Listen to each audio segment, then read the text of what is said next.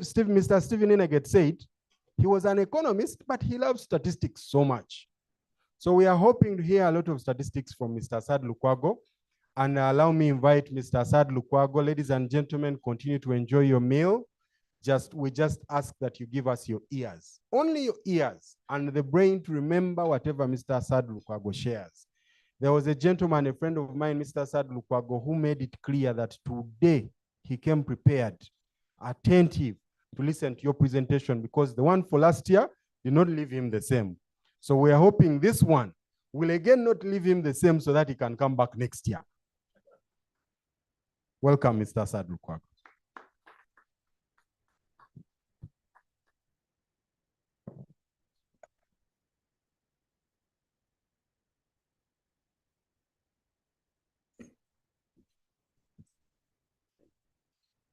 Thank you, Mark. Good evening, fellow citizens. I'm always very happy and excited. I love these days. I love these days, and think most of you who always attend these events, they know I really enjoy the budget days. And it's a time for all of us to reflect after you go through the whole year, what has been going on in your companies, in your personal lives. It would be nice to hear what is happening globally, what is happening to the economy as a whole. And I'm always excited coming into these sorts of presentations. So happy to see you. And in good numbers, I'm enjoying what I'm seeing in the background. Thank you for coming. So I'm not going to spend too long. I'm going to cover the macroeconomic overview. So overall, the way we split the budget analysis, for those of you who are coming for the first time. Okay, thank you. The Minister of Finance asked someone whether they were putting the mic inside the mouth, and he pushed it back. I won't do that. Yeah, so the way we normally do that, we do the global perspective in the process of doing the macroeconomic analysis. Why do we do the global perspective? Is so that we, first of all, before we analyze the local economy, we need to assess what is the rest of the world doing, what are the trends that are going on in the rest of the world, and then we have to benchmark our local economy to the rest of the world. So I will do the global perspective, and then my good doctor, Fred Muhumuza, will do the local perspective of the budget, and then Edgar Mukasa will do the tax perspective, then we shall have the panel. So from a macroeconomic point of view, I think the slide move is a bit fast, so you'll allow for a bit of a lag. So the global economy has remained resilient throughout the year 2023-2024. And the economy as a whole, globally, has gone back to sustained growth. Inflation has been successfully contained. So if you are struggling as a company, if we are struggling as an economy, we'll see that's not exactly the trend that is happening in the rest of the world, surprisingly. So that's resilience surprises everyone, because as you remember, it was, of course, an eventful journey. Going back almost 4 years when COVID first hit, you remember the supply chain disruptions. When we all went into lockdown, especially starting from China, the entire supply chain globally went into a lockdown. And therefore, that disruption caused a lot of havoc in terms of getting any business moving. Then we had the food and energy crisis, which was kickstarted by the war in Ukraine because of the production they have in food and cereals especially, and then also their supply of natural resources, oil and gas especially, to Europe, and then the knock-on effect to the rest of us. That created an energy and food crisis. Then, of course, all that put together, both the supply chain disruptions, then the food and energy crisis, created considerable surge in inflation. And you remember all that journey. And I think we bottomed as a globe, we bottomed out in late 2022 in terms of that's the lowest global economy has been. Of course, you remember very well, interest rates went extremely up, then currencies depreciated significantly. Then what happened? Globally, there was a synchronized monetary policy tightening, and that was spearheaded by IMF.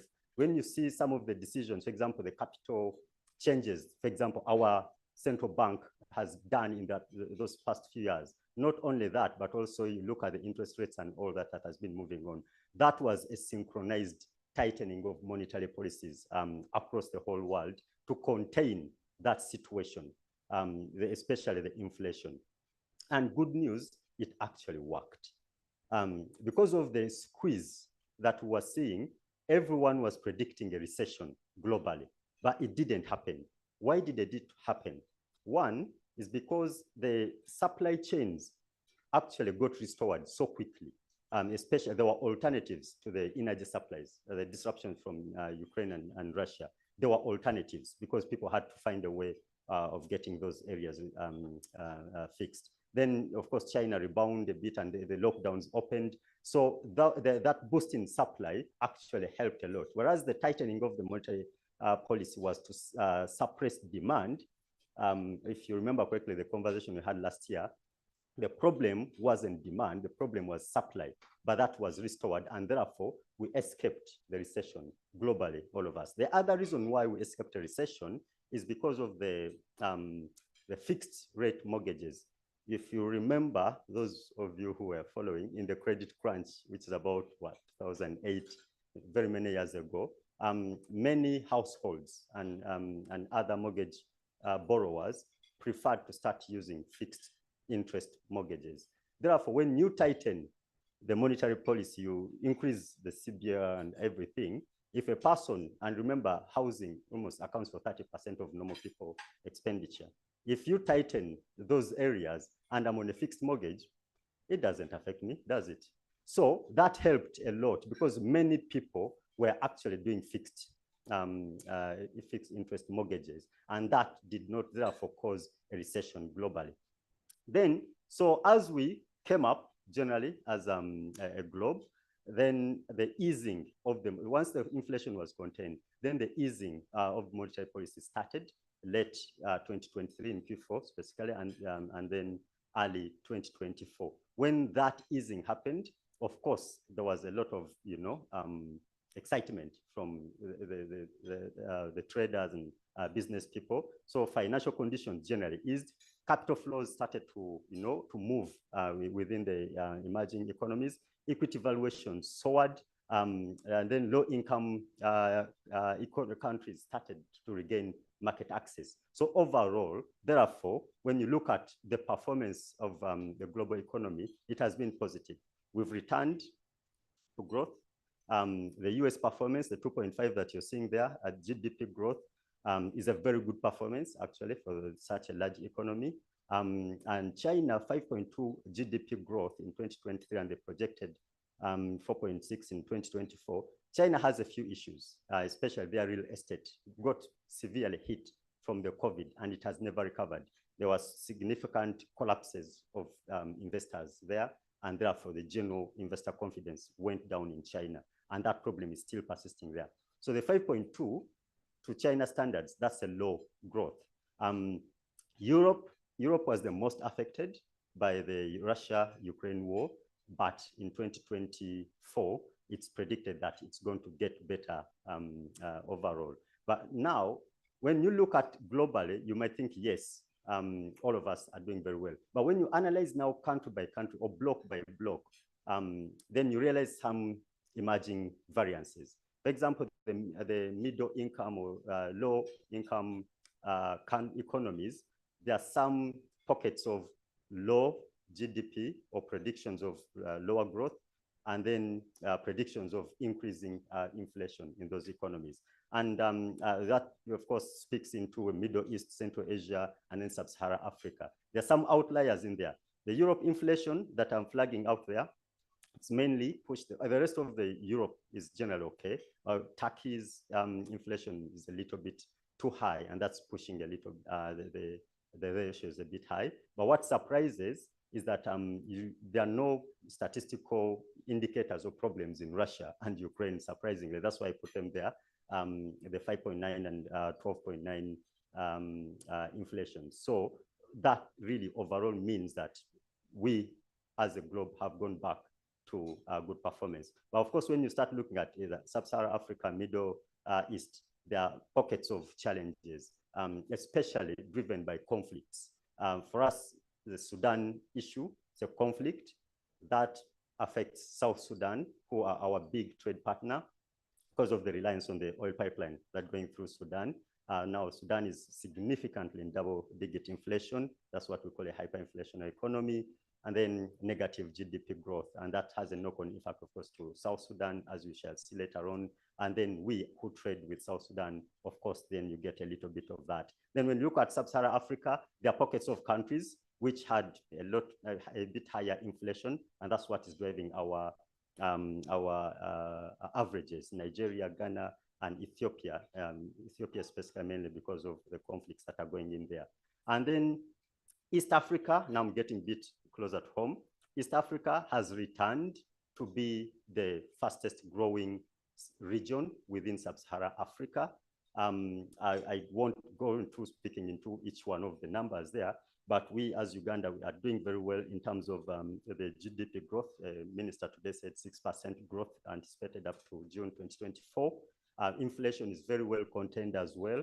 The outliers I talked about, Sudan, and the knock-on effect it has on South Sudan, the inflation and the GDP growth for those two is affected mainly because of the conflict, and Ethiopia as well because of the conflicts that are going in there that's affecting the inflation, but the GDP growth is a bit fair. Although lower than the past, it's a bit fair. For Uganda, what the number you need to know is the GDP that we have, the 53.3 billion. The president said that is measured using the foreign exchange method. Apparently, if we had used the PPP, purchasing power method, it would have been 80 billion, equivalent to South Africa in the Mandela days, but that is the number. I wouldn't be surprised if Dr. Muhumza comes up and tells you we would not even hit that number anyway, but we shall wait and see. But all I can confirm to you people, we have cemented our place in the middle income economy status, because actually it deserves a hand clap. I remember the president asked people in the State of the Nation, he told people that we've entered the Gorofa, he called it a lower floor of the middle income economy, and he asked people to clap. So well done, guys. You're echoing the message the president asked. And to hit a middle income status, you need GDP per capita of above 1,000. It took a while. World Bank analysts tried so hard to ensure that our GDP per capita statistic doesn't come out to 1,000. There's a time I read it was 998, but somehow, actually, we have been in that range for the past 3 years. And I think now we genuinely are in the middle income economy, and well done to anyone who has played a part. Before I move away from here, the challenge we have in East Africa is the financing, the funding gap. There is a severe funding gap across East Africa, actually Sub-Saharan Africa and East Africa as well specifically. If you look at the last column there, the GDP, the debt to GDP ratios, you remember the target when these statistics were being set up, or the NDP3s and other policies that were agreed as East African community, the target was to not go beyond 50% debt to GDP ratio. And it was very clear that once you go above 50% debt to GDP ratio, you have started getting into territories of unsustainable debt levels. If you look at the right-hand column, it is very difficult to see anyone who is going to survive that trap, at least in the next, 12 months. So ours, you look some statistics, it will tell you 53.2 or something like that. Other statistics you see, I think in the budget speech, the minister just said 47 point, but we're hovering around the 50% mark. And therefore, even in our situation, we are now getting in territories of unsustainable levels based on the standards that were set by our own policymakers themselves then when they were setting these policies. Look across board. Of course, I'm tired of talking of Sudan, but at least you look at Kenya, the Kenya situation, they've just issued refinanced their Eurobond recently. Now they're starting to get debt at much more expensive levels, which makes the situation terribly bad. So when you look at the entire Sub-Saharan Africa, this graph is showing you debt to GDP ratio. Yeah, the 300 there up the top is the percent. So that is, debt as a ratio of GDP. If and if the zero, of course, is zero. Now, if you see majority of the African economies are within the 50% and above. Of course, there are a couple of outliers in there. So meaning that as Africa, Sub-Saharan Africa, we are getting in situations where the debt is unsustainable. And that has to be looked at. So the elasticity of this debt works out this way. If you get a 1% increase in interest rates, say the way Kenya is refinancing using bonds rather than normal soft loans, any increase, 1% increase in interest rates on your debt accounts for 3% increase in your debt to GDP ratio. And your growth in GDP by 1% is an equal drop in debt to GDP ratio by only 1%. Meaning that when you borrow, first of all, try to borrow at lower interest rates, or else the statistics go up the roof. But then also when you borrow, make sure that the GDP at least grows as a result of that borrowing. How do you do that? By allocating that in the right sectors for which you borrowed that money.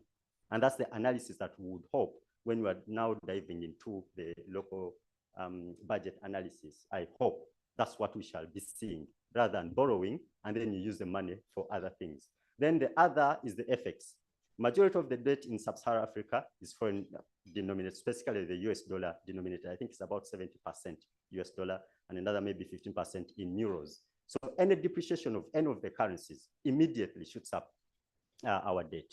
So, and now the unsaid debt is actually your debt. You, all of us, actually, I will not say you, all of us, the domestic carriers. Do you know that there is a 7.3, 7.5 trillion worth of our money, we business people, anyone who has done any work for a government institution, 7.3 trillion of your money is seated, you as a creditor to the government. You know how much they've allocated you to pay you guys? 200 billion. Let me first pause there, because even the minister kept on pausing in some points and repeating. You are owed 7-point-something trillion. All of us, we shall have to scramble for 200 billion. This number is just swelling. Last year it was 4.6 or something like that. Again, we allocated 200. Who got it? I don't know. Another, now it has multiplied by almost close to double. So this to me is now the biggest problem, because that does not only affect the bankers that I'm seeing here, because if your clients are not being paid by their biggest creditor, who is the government, are they not going to default in your banks, you who are lenders, or even you, your cash flows? How are you going to manage your cash flows if your biggest customer is not paying you? So to me, that is a very big issue that is not normally talked about. Now, midterm prospects, globally, I'm still on global perspective. Of course, there are some downside risks. Whereas there's positivity that we're seeing, there's some downside potential risks, but on the overall, the downside risks and the positives are more or less balanced. For example, if there are any new commodity price spikes because of regional conflicts, that can be a problem. Whereas the biggest conflict right now is in Gaza, and you heard about the attacks on the Red Sea, which is pretty much the major route to all our imports from Middle East, and actually some from Europe as well. So those attacks caused fleet to redirect. So those of you who are involved in importations, you would have seen that the freight costs have gone significantly high in the past maybe 6 months. It's because of that. There were attacks by some Iranian rebel group on that, in that route. And therefore, I think about 180 ships were hit, and therefore no one wants to risk that route anymore. So that can easily cause a problem to the global growth if that continues. Of course, if inflation somehow turns up and persists, we can have a problem. China's recovery, we really need China to recover very quickly. If it doesn't, that can easily get us off the trend that we're getting. But then also the disruptive fiscal adjustments, if at all, they are to do. What is a fiscal adjustment? Because of the grappling with debt, governments are now forced to take measures to solve the problem. What are those measures? One, increase domestic revenue collection. That's where Edgar Mukasa will come and show you. And two, reduce public expenditure. Now, in a normal economy, when they say reduce public expenditure, it's talking about the productive sectors, where if they pump in money, then if they reduce that expenditure, then somehow they're managing their affairs. But in our situation, we might be increasing government expenditure, but in administrative things, not developmental sectors, but the hiking interest, in taxes can easily derail the growth of various economies. And of course, if a government is to make a policy, I had a plea from the finance minister at the end, telling every group, the elderly, the ladies, those in service, how this budget is for you, that to sink in, people have to be trusting the government and the policymakers. They have to be trusting that what he's saying is actually true. But when you look statistically, only 50% of the populations in sub-Saharan Africa trust the policymakers. The other 50% don't. And of course, it varies across different countries. So if policymakers are trying to do something that is even good for us, and we do not trust that, that can easily affect also our growth. Geoeconomic fragmentation, that's the divisions of blocks. That can easily, actually, it's even going on every day. We talked about this last year. East African community is not anywhere close to being integrated. If you see Middle East and what is happening, Europe, what is happening, and even within those parties that collaborate, that disintegration can easily also derail us. But of course, on the upside, this is called, 2024 is called the Great Election Year. In the whole world, did you know that 80 countries, over 80 countries, have either just elected their presidents or they're in the process of electing a president in this year, 2024. What does that mean? That's close to half of the world. What does that mean?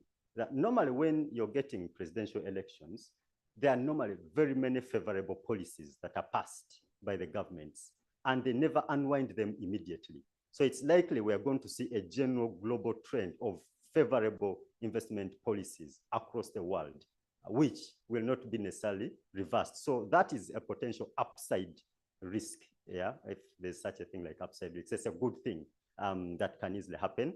And of course, we can easily find other sources of supply side surprises as well. I will not go too much into that. But then I want to talk a little bit more on the impact artificial intelligence can also have to the midterm growth. Steve, you mentioned very well in your speech that robots cannot replace humans. And I laughed because I knew at this moment you're going to disagree with your own statements. Robots have replaced humans, ladies and gentlemen, in certain cognitive aspects.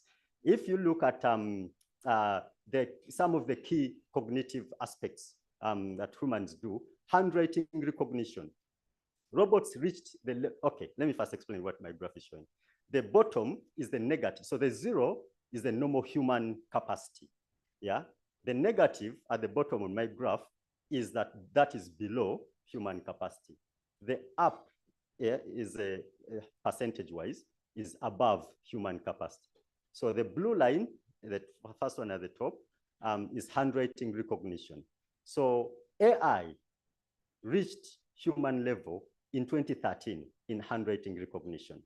Speech recognition in 2015 reached human level and starting to surpass human level in 2017.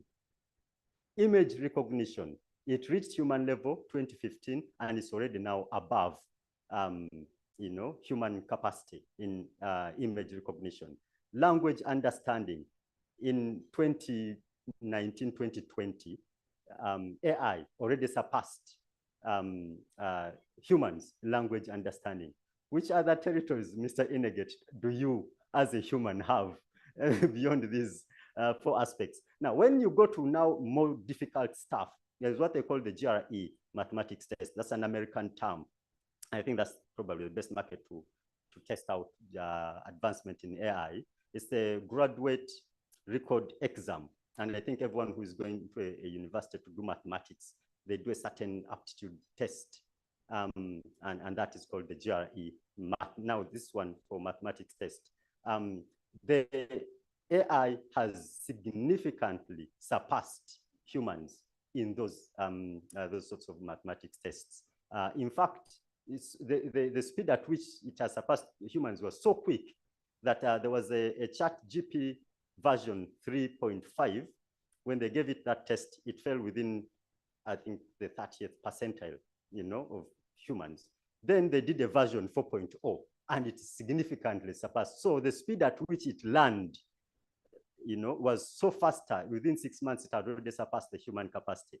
Why am I saying all this? We as business people, the adoption of technology to replace certain routines in our businesses is definitely going to be better than hiring more personnel, country leader of KPMG.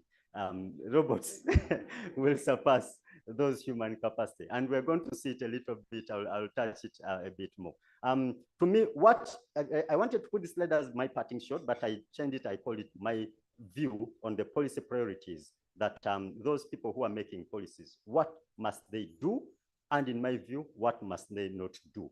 The first one is an element of what we call total factor productivity. And that links to my AI slide that I've just presented. For you to understand what is total factor productivity, you have your inputs, that's the labor and capital that you invest into your businesses. On the other hand, you have your output, whatever you're producing.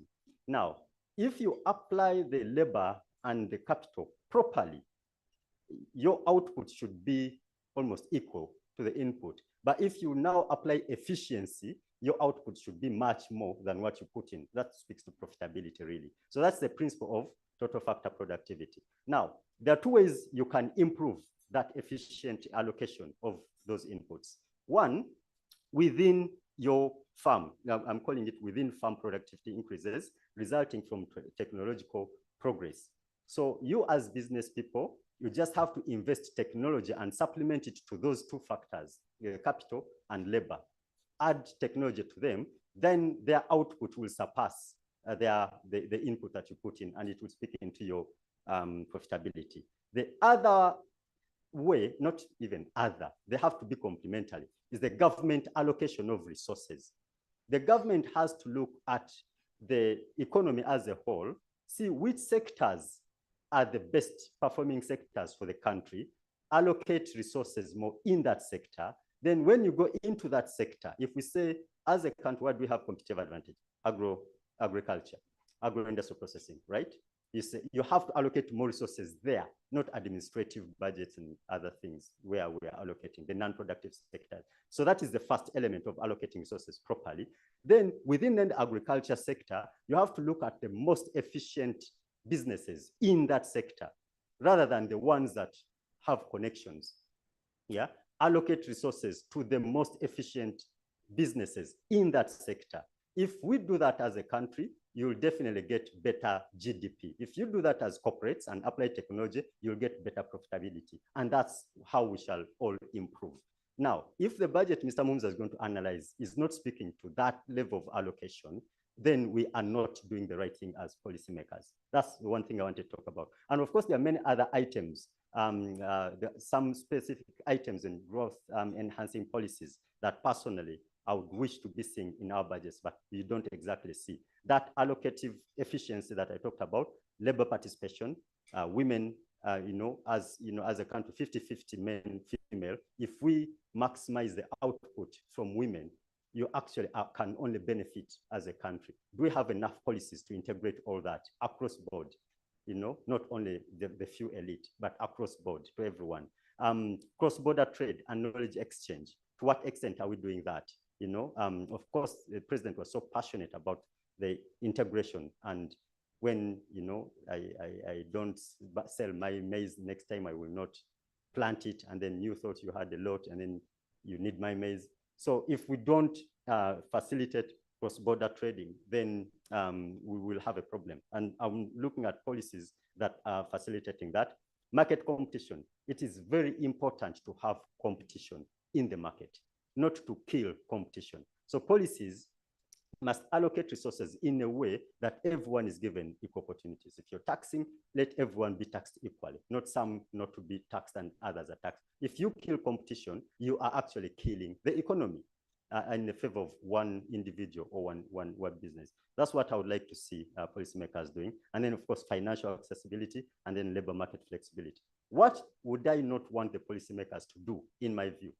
One, in the process of trying to curb the debt distress, it's possible the government may go overboard, to increase taxes in order to expand domestic revenue mobilization and reduce the debt, the need for debt.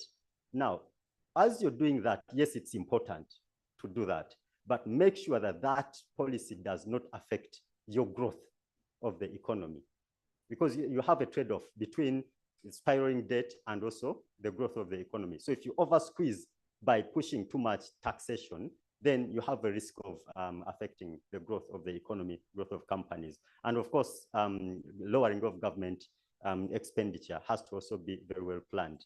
I'm about to finish my MC. Then the final one, the way the minister presented his passionate conclusion, that final paragraph to me is extremely, dear to me. When government policies are being designed, they must promote the credibility of our business environment, foreign investors' risk appetite, and encourage rather than discourage capital flows. Where am I coming from?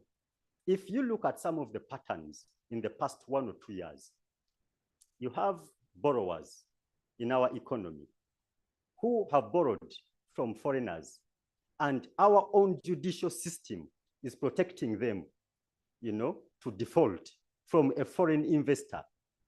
What message are you passing as a country? And not once, not twice, not 3 times, okay? If you have an investor and hit them with unreasonable taxes, either in electricity sector, or in oil and gas sector, we are seeing those examples. An entity that has barely sold anything waiting for oil to come out is slapped with a $30 million tax bill just because the shareholder outside sold, So if you do that, what message are you sending to investors who have been patient, waiting for that investment? And where did they make the money that has given them the 30%, that $30 million? If you have an investor that came in, took a concession, developed the country in whatever sector it might be, and then you just cut the concession, what message are you giving other potential people who can take a similar concession? To me, it is very important as decisions are being made by policymakers to look at the impression you're giving to the external investors on the country as Uganda. Government policies and actions need to promote credibility of our business environment, foreign investors' risk perceptions of our country, and should encourage capital inflows rather than outflows. And then finally, I'm not doing the detailed deep dive into the budget, but I think it's very important for you to get to know some of the most important numbers. It's a 72 trillion budget, a jump from 52 trillion. That's a significant jump from a look at it. Until you remember that there was a supplementary budget on the other 52 trillion of 14 trillion. So the actual budget last year was like 68. So technically, we are in territory, so long as there's no supplementary budget on this one. So yeah, so it's a 72 trillion budget.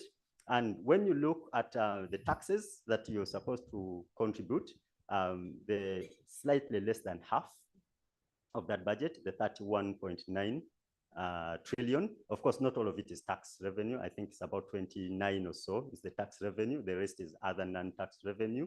But then the rest of the budget pretty much is going to be funded by debt. In fact, that extra, budget they added on the 14 trillion they added, the whole thing is going to be funded by domestic debt. Now, I normally like comparing our numbers to the NDP, the National Development Plan. When we set out the National Development Plan 5 years ago, 2020, this is the final budget year of the NDP. And thankfully, at least we've hit the middle income status in this NDP. That was the major goal for that NDP. At least we hit that. Even though we may not have hit many other things, at least there's some achievement. But if you compare our budget allocation today, or even resource envelope today, to the NDP, you see that domestic revenue almost there, where what we had anticipated in terms of collections. But when you look at the domestic debt refinance, the NDP back in 2020 anticipated by now we should be doing debt refinance of only 9 trillion. We are doing 19.8 trillion, 10 trillion above. That is a significant underperformance on a debt front. Where is that affecting? And of course, there are many other elements within debt, interest repayments, etc. And that's where the bottom table also comes in handy.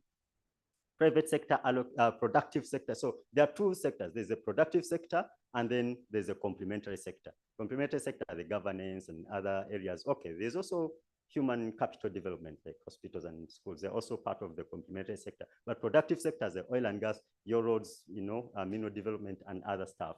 If you look at what NDP3 wanted to allocate to the productive sectors, 16.6 trillion, that's the roads, the refineries and other stuff. The budget has only allocated 9 trillion to that, a deficit of 43% of the original budget. Yet, the complementary sector, which you can say majority of it is consumptive, if you're to put it that, we're almost at par on the original NDP3 target, only a 9% deficit.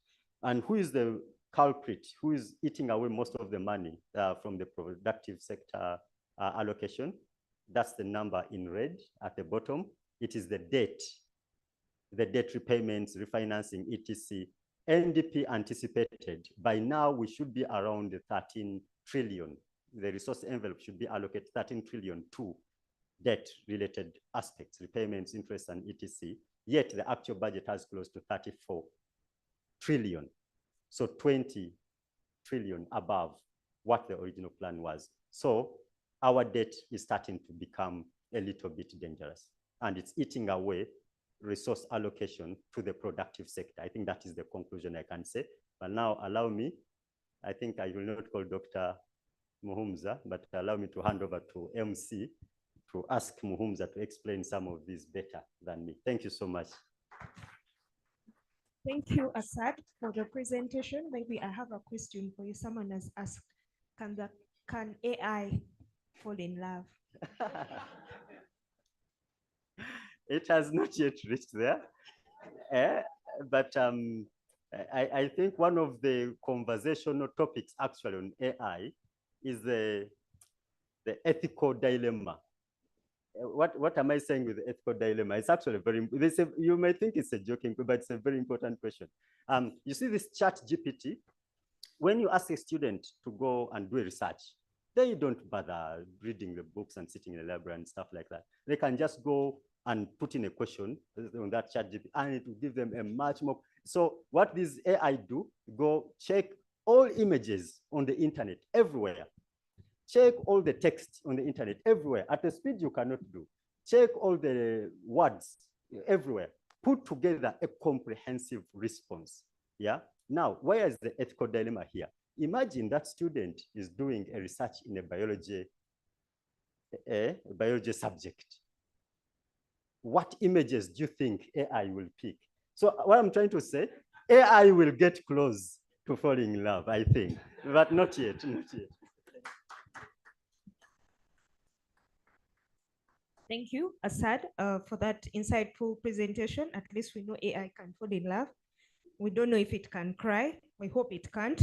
And as human beings, we still have the advantage of being able to cry more than AI. So our next presenter is going to be Dr.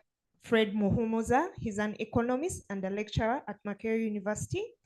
He has over 27 years in development policy and analysis with a parallel teaching career, institutional analysis and strategic planning and capacity building. He's an economic advisor to the Ministry of Finance, a research fellow at EPRC. He was a senior manager at KPMG and research specialist with FSDU. He's a board council member for Bank of Uganda, UCU, and the African Forum and Network on Debt and Development, Vision Fund, Scripture Union, Bank of India, and Post Bank. He also has a PhD in development economics and a master's in economic planning. Please welcome on stage, Dr. Fred Muhomuza.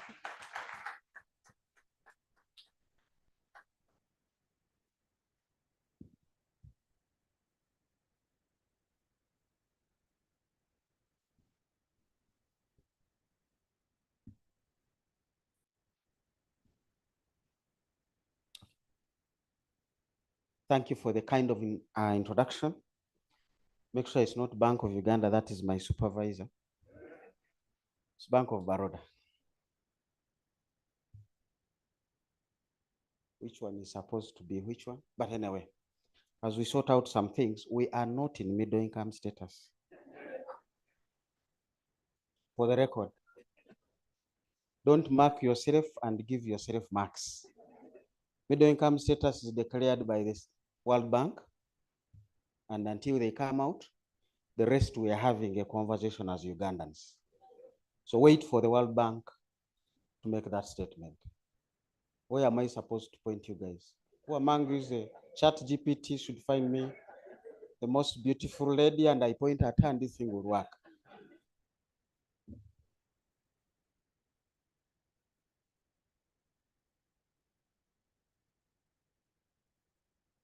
So that's number one. Number two is we use GNI, not GDP, to compute middle income status. The politicians and technocrats in Uganda are using GDP. It's a big difference between the two. The reason we use GNI is because gross national income belongs to Ugandans. GDP part of it belongs to non-Ugandans. It is what is produced in Uganda. So after MTN has taken away their share, Stanbic has taken away their share, and Stanchart and Baroda, we say what else have Ugandans earned out there and we put it in. Now that becomes what Ugandans can share. And that's why we use those parameters. So whatever has been mentioned, let's wait for the World Bank. That's one. Two is really this is us. And we are going to update this picture after the census we have had. And so we cannot divide the GDP, even if we are to divide the GDP, using population projections. One have just had a census. Let's wait for those figures to come out. So possibly in another 3 months, we'll declare where we are. Chances are we are below 1,000. This picture is telling us the burden we have to deal with in the budget. That about 15 million Ugandans are below the age of 10. 15 million. What do those people do? They eat, they sleep, they play, they fall sick. Some of them go to school, but they may not understand what is happening. This is below age 9. 15 million Ugandans. That's really a burden on growth. But you can't do away with them. You have them and you must address them. But they are a burden on growth. So when you see the growth in China being mentioned here, it's because of the one-child policy. So until we resolve this problem to say how should we structure our population growth, we will not hit 10% growth rate. And anything below 10 with this kind of population is not worth talking about. That plane hasn't reached takeoff speed. And if a plane is cruising on the runway and hasn't reached takeoff speed and the runway is getting complete, you have no reason to celebrate, especially when you are in Entebbe Airport, because the runway ends into the lake. So I want to celebrate when we hit 10% and above. And I'm still looking for which budget will give us that. I am yet to see those statements in the budget. We have these discussions with government.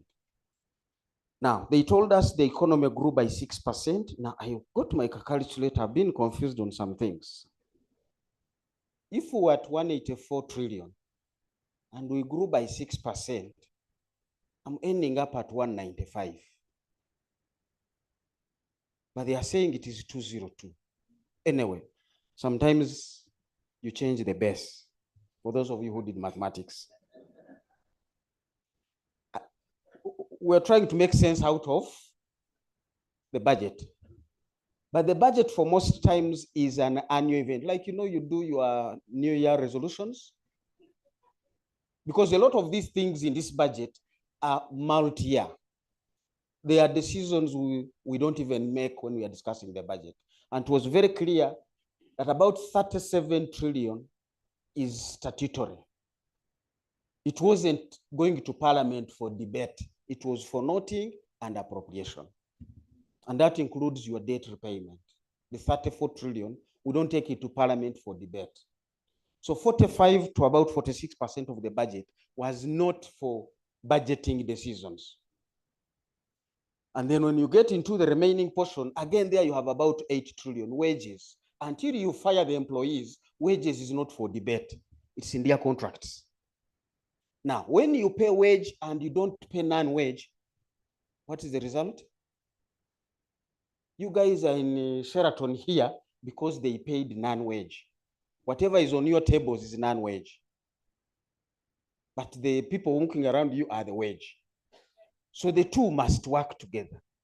When you pay wages and you cut non-wage, you have a problem delivering growth. So we need to get back to payment of wage. As there are certain decisions I would have loved to see in the budget, I did not see. There was one good thing. It may appear bad for some of you, the payment increment of salaries of the soldiers. 25% captain downwards. When you increase salaries of the top people, the Edgars of this world, my economics tells me their marginal propensity to consume is literally zero. They won't touch that money because everything they wanted to spend on, they are already spending on it. But you dare spend the money down at the bottom of the pyramid. You spend it at 9, by 10, it is spent. Then you are creating aggregate demand. So spending money at the bottom of the pyramid is one of the best things in this budget. And I want to make sure we add other people on the UPDF, the police, the prisons, all those other teachers who are in arts category. Let's find money and pay them. We can find the money by cutting Parliament. Have you seen the charge sheet? The charge sheet was very timely. I don't know whether you've seen it. Please look for the charge sheet on ChatGPT. I don't want to get into things that are before the court. But as an economist, I begin to see some issues which are not speaking to growth. The budget has provided for standard gauge railway. I wish it had provided for Karuma Bridge. We can do without the standard gauge railway for another 5, 10, or even 15 years. But every day Karuma Bridge is not functioning. It's costing the private sector dearly. Remember, trucks move at night. Now they can't go through the park at night. So that's a disruption. But that diversion alone through the park, you come back to Guru, is an extra possible 150 million. Remember, promoting trade, South Sudan is a number 2 destination for exports. So you don't want anything standing between you and South Sudan. And now Karuma Bridge has just stood itself there. Oh, its absence. So I would have loved the budget to speak to emergencies that will cause growth this year and next year. But it's still speaking to imaginations. It's speaking to aspirations, which are good to have, but when you have a snake next to your feet, you don't begin to tell people I have a wedding next month. The snake must first be resolved. And my friends in Bunyoro say, Omuigo Guahara, Chigukujuna Njoka. Your neighbor should interpret for you. If they don't, you are sitting with the wrong neighbor. If there is a snake next to you, that stick far away won't help you. Pray to your God if the God will help you. We have other issues. Is the population clear? That is an issue. So I'm adding to a number of things to address this. This is with us, and we must deal with it. Did I do anything? I wanted to talk about power outages.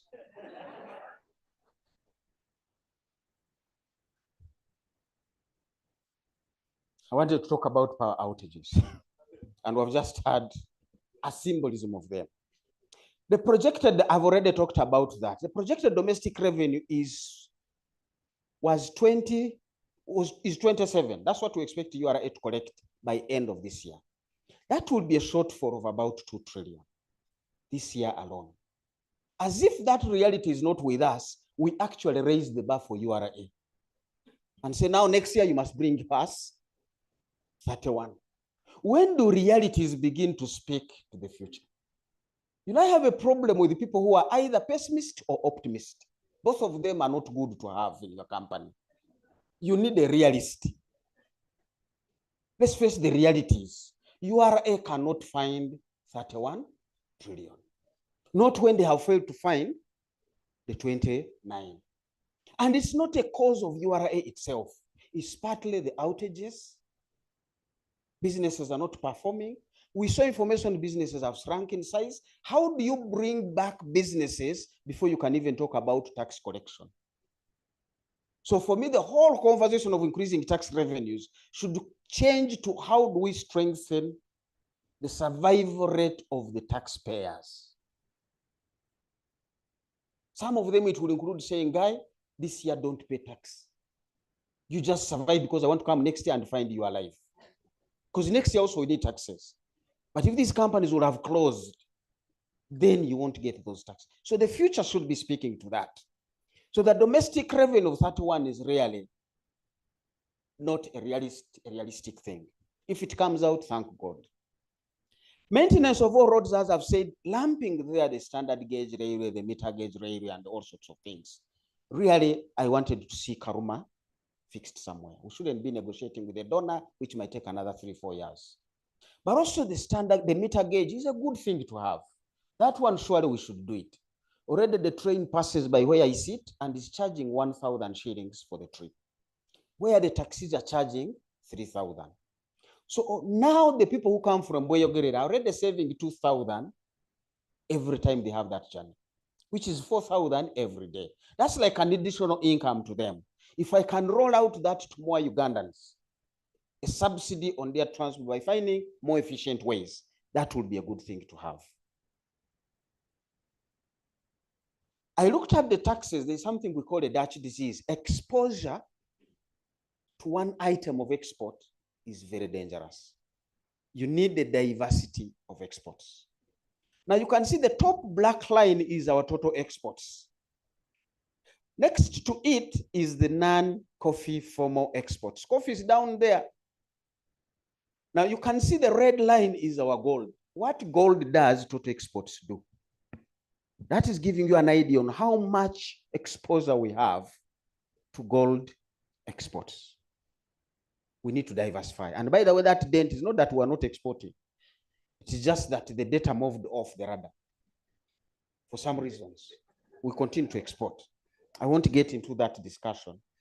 But what was not in the budget, which is a gift Mr. Museveni has given some of us, is the statutory instrument of 24th May that we can now begin to tax gold exports. It's a little money, $200 per kilo, but it will give us some good revenue. I am happy with the president on that. But that bend there is a dangerous thing for us to have. Now, an economy grows, as I've said, out of household final consumption expenditure. You pay the soldiers, they will spend everything.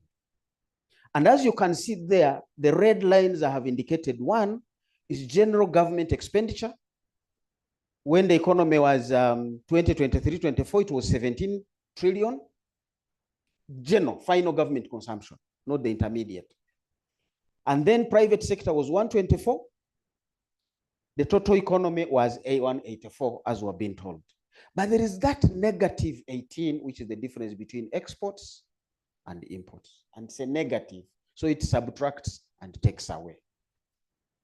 Now, the concern about that line of the 18 is in the space from 2015-16 to 22-23, it has grown from minus 6.4 to 18.7. It is the only item that has multiplied itself by 3. That is a dangerous thing to have for an economy. We need to find how do we resolve and increase our exports and reduce on our imports.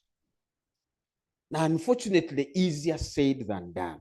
This country is importing carrots, onions, rice, chicken feeds. I mean, which policies are going to address those? I wanted to see the budget speak to some of those things. It's okay for the president to say no more importation of things. But what if Mhumza needs shoes? Even if they are Nigina shoes, they are not in Uganda. And we all need shoes. We import them. Dead people's clothes. What is the alternative? Remember, my pocket is also part of the alternative. If what I have is 4,000 shillings per day, don't expect me to buy a Ugandan made piece of cloth. The Muvumba will walk water biri is where I want to go. Because I want to buy a cloth and remain with 2K. So Ugandans are too poor. So strengthening the bottom of the pyramid is going to be something we must do. I put this in percentages for you to see that government expenditure has been increasing from 7.3 to 9.5. And if the charge sheet is true, you know where the money is going.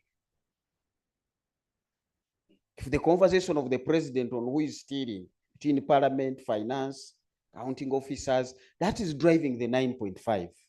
And yet I would have loved to see household consumption expenditure. How do we do that is another matter. Economists will use this to simplify things. Up there is the economy. The only arrow pointing to the economy is on your right-hand side, the real economy, where farms invest in farming, in schools, hotels like this. Those are the fellows who grow the economy. Now, on the left side, we have a balancing act for macroeconomic management, that people can have their money or in the bonds. Now, you don't want money in the bonds because it has no direct connection to the economy. Agreed? Money can leave the right-hand side and go to the left, depending on the interest rate that you see down there. So where are Ugandans putting their money today? Government bonds. So the 34, the 12 trillion refinancing, the 8 trillion, the I don't know what, is not contributing to growth at all. But it is the most rewarding. This budget is going to provide over 8 trillion to those who invested in bonds and 200 billion to those government owes 7 trillion. Who are in this other side? The arrears of the private sector. Those are policy issues. I don't see them in the budget. So until we sit down to begin resolving those arrears, there is a report generated by Ministry of Finance, which was indicating that by April, remember the year began in July, so July, August, up to April, we had issued up to 13.2 trillion shillings in treasury bonds and bills. Of that, only 41% was available for service delivery. The remaining almost 60% was to pay back those guys sitting with the government bonds. Now, that is balancing the boat. You are really idling as far as the economy is concerned. You're burning fuel, you're not making progress. So my biggest dilemma is how do we make those monies go back to invest in agriculture, invest in manufacturing, invest in trade and service delivery. But the people supposed to take those decisions, some of them are actually investing in government bonds. So who is going to bail the cat? This is what it means. Supreme wheat flour, you have seen that place in Busega? That man invested with an intention of adding value to Ugandan maize, Mandela. He heeded the president's cry, put his factory there to add value to Ugandan maize. What is he doing today? There is no maize to add value to. He's importing wheat. It's part of the other -18. Do I blame Mandela? No. You give him the maize, he will buy it. But the maize is not there to the quality of the supreme wheat that you people, or supreme flour that you people want to eat. Now, where has the money gone? Arcades, bungalows, apartments. Now they are no longer giving people money, they have found bonds. The economy is in serious policy problems. I think I'm about to finish. You guys, is there a power outage? The tax man should be coming shortly. But I thought sovereign bond default is a reality, that this government now is borrowing to pay debt. You may reach a level where people will see a possibility that happened in Ghana, that government failed to pay its bonds. Ethiopia defaulted, Zambia defaulted. So there are people who will begin to look at a sovereign bond, and Moody's rating was about a possibility of a sovereign default. And even as the minister said, some people sat in the Middle East and said Uganda is the best destination. I don't know who those guys were. When we are deciding about investment decisions, we read Moody's, Fitch, Standard and Poor. They don't seem to be signaling that message. So I don't know where things are coming from. I think if I continue beyond this, I will have earned more than the food I have eaten. Thank you, and thank you very much.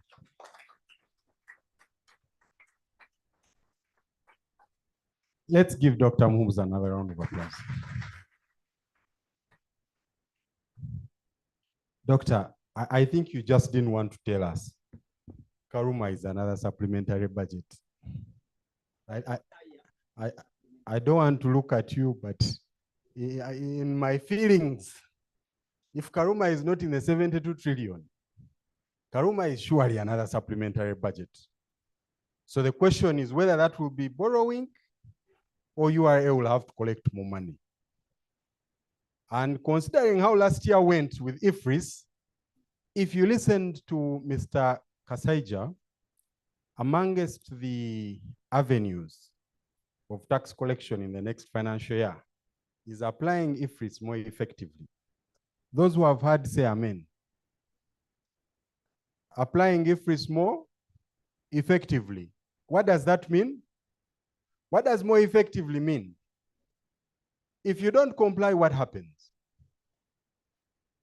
So for those of you initially when we had a discussion, IFRIS came, the large taxpayers complied, the medium taxpayers complied. It is until it reached the Muntua 1C that someone made noise when we started touching the informal sector. Now that next year it's going to be more effective, the expectation is that all of us will comply. Because the ultimate goal is to be more effective and collect tax from everybody. So Dr. Mhumza, thank you for that, but let us go and pray about the supplementary budget so that we find a donor to repair Karuma for us. But that aside, since the taxman has to fund almost 32 trillion, I will not belabor the point. Mr. Edgar Mkasa is here. Mr. Edgar Mkasa, an associate director at KPMG, has done this thing for the last 13 years and more. He has met the people at URA at all different levels. He has interacted. He has discussed the new tax measures that are coming with them. Surely, why doesn't he come and he shares this with us so that we go prepare and put on a seatbelt, because IFRIS is going to be more effective. Mr. Edgar Mkasa, welcome.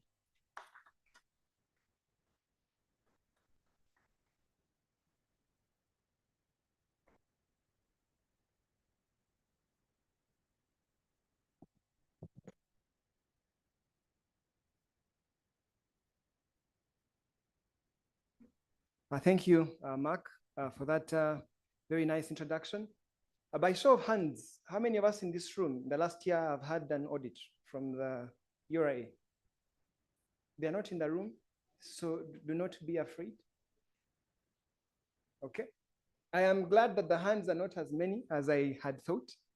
But like Mark said, usually, remember about 3-4 years ago, as the Minister of Finance was presenting the budget, he said the economy was sweet. Now, for all of us that have taken a flight, when the plane is taking off, they tell you to fasten seatbelts, isn't it?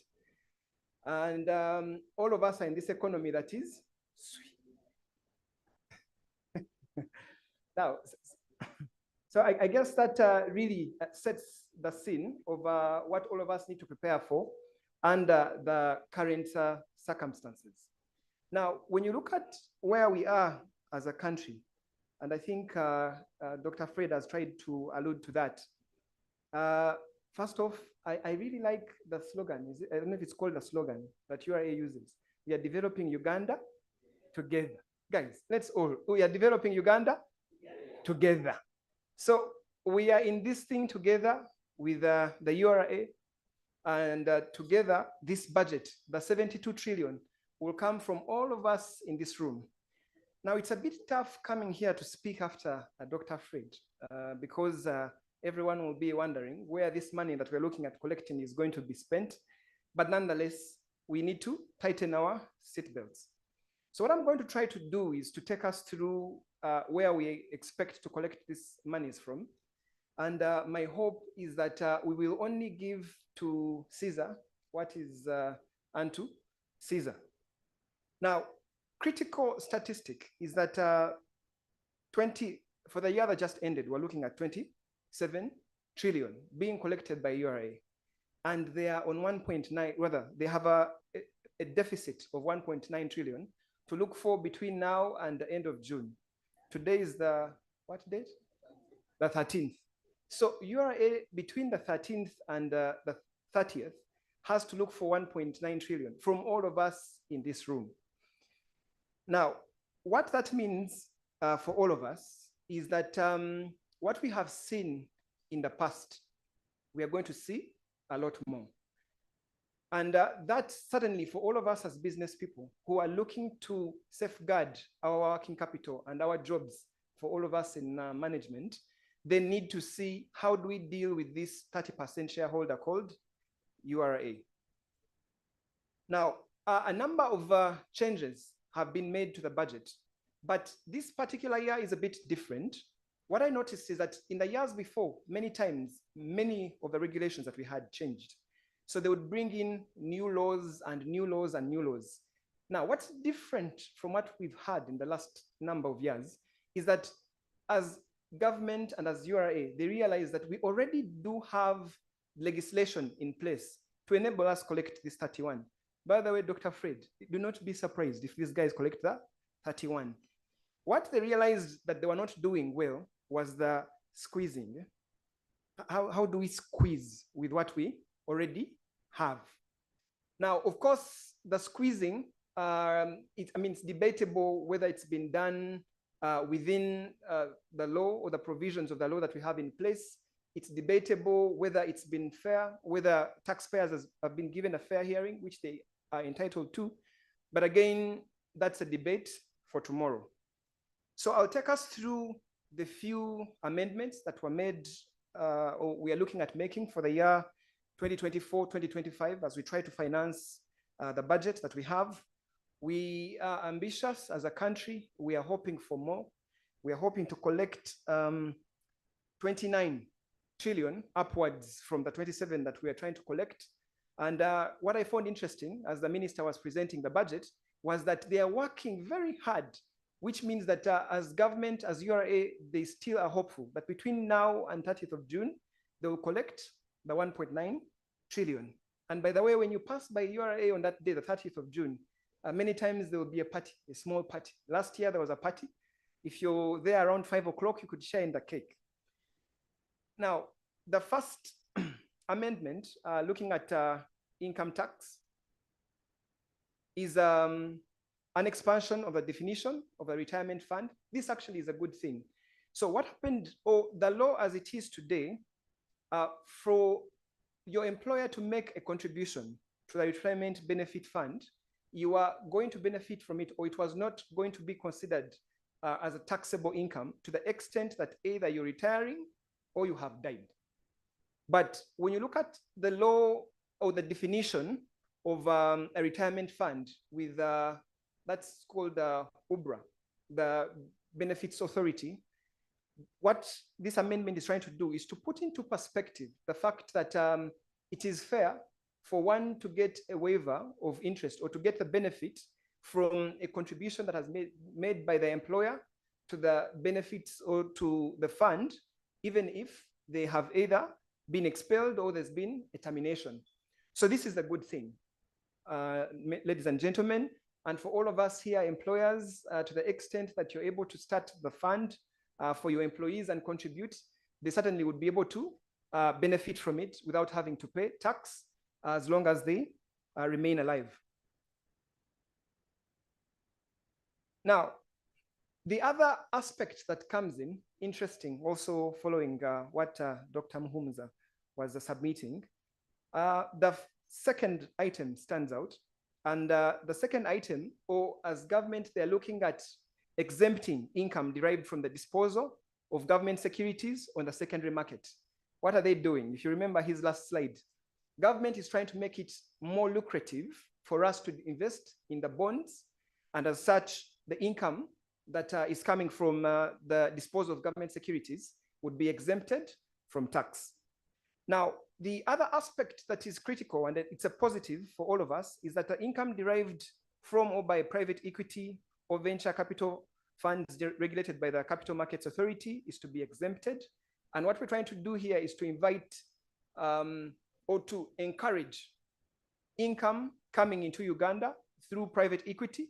And that hopefully, in line with Dr. Muhumuza's concern, will spur growth of some of the organizations or entities that we already have and are operating at a much smaller scale. Now, the other very interesting development that I found in the budget, and I personally have purposed to go and visit this Kira EV. Now, the income earned by investors from manufacturing an electric vehicle, electric battery, or electric vehicle, or charging equipment, or fabricates the frame or the body of an electric vehicle is going to be exempt from tax upon fulfilling conditions. The conditions are three. One, for foreigners that you've invested $10 million. Two, for the citizens that you've invested $300,000. But better still, as citizens, it goes down to $150,000 to the extent that it's been invested up country. Now, the fact that this amendment is being proposed in the law, I guess also speaks to the allocation that has been made to Kira EV. So there is an opportunity that the government is looking at in terms of expanding the productivity or the production of electric vehicles in Uganda. Now, also for those of us here that have some money, to the extent that you invest in a specialized hospital, then the income that is earned from the specialized hospital is also going to be exempted from tax. Now, the key aspect that comes in, and I think that speaks to part of where we're looking at as a country, and it's a challenging balancing act. Now, what we've done is to try to define a permanent establishment, and to just try to give you a bit of perspective. We, in this developing digital world, have a lot of people who are neither here or there. You know, you operate in Uganda, you have 2-3 people coming in Uganda, they're sufficient to execute whatever project it is that you have in Uganda, but you're not registered for taxes in Uganda. So what we've tried to do, or what we're looking at doing as a country, is to reinforce what is now called a permanent establishment. And this, by the way, is in line with the UN Model Tax Convention of 2017. So many other countries have already followed. Uganda was trailing, but I guess we are catching up.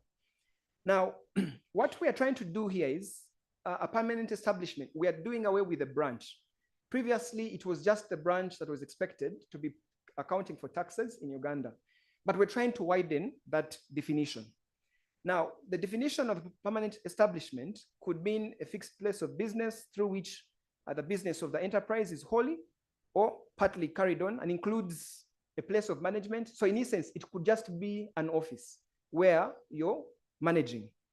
So it includes a place of management, a branch, an office, a factory, a workshop, and among others. Now, once or to the extent that a non-resident person attributing, or once a PE has been formed in Uganda, and that's a vehicle, if we may call it, then to the extent that that PE is generating money for you, for instance, you have KPMG, let's say South Africa. KPMG South Africa wins a contract in Uganda with the Ministry of Works. KPMG South Africa sends 2 of its staff to Uganda to execute that contract. KPMG South Africa is not registered in Uganda. So what's going to happen is that if those 2 people spend more than 90 days in Uganda, KPMG South Africa will be taken to have formed an entity that is taxable in Uganda. So the income that KPMG South Africa will earn by these 2 people that are in Uganda, being in Uganda, we are saying that that income should be taxed in Uganda. And I think to a certain extent anyway, it could be fair. Now, the other aspect that comes in though, which now is on the downside, is that for these permanent establishments, to the extent that they are getting charges from their head offices, either in form of a royalty or fees, management fees, or a patent or a commission, then that would not be allowed for tax purposes. Now, what that means is that that PE we just talked about, that KPMG South Africa would have formed in Uganda, to the extent that KPMG South Africa charges that vehicle for supporting the 2. I mean, 2 people can't execute, or depending on the size of contract. So to the extent that South Africa supports those 2 people to generate that income and then charges them, then that entity in Uganda would not, or that cost would not be allowed for tax purposes. So that means that they will tax that PE in Uganda as if that support was never provided. And I think that alludes to what Dr. Muhumza was talking about, the encouragement or the lucrativeness of investing in Uganda. Now, the other aspect that comes in, though, is that the PE and that head office will be looked at as separate entities. And that's why we're saying that the PE in itself will be expected to account for its own taxes in Uganda. Now, the other aspect that is coming in, and this is also partly where we're going to get our 31 trillion, is to define or to broaden the definition of sourcing of income. What is sourcing of income? Once you earn income in Uganda, generally, that income should be taxed in Uganda. So what we're trying to do here is to widen the definition of when you'd be regarded to have sourced income from Uganda, such that it can also be taxed in Uganda. Now, one of the common ones that is coming up is that the payment that is being made for an insurance premium relating to a reinsurance of a risk in Uganda, that income will be taken to have been sourced from Uganda. It happens, especially with the oil and gas contracts. You find that you want to, for example, one of the players wants to obtain an insurance policy of $30 million. The entities that we have in Uganda may not be able to have the capacity to take that up. So they may go to offshore, either the UK or wherever. Now, those entities that will earn that premium will be taken to have earned that income from Uganda, and it will be taxed from Uganda.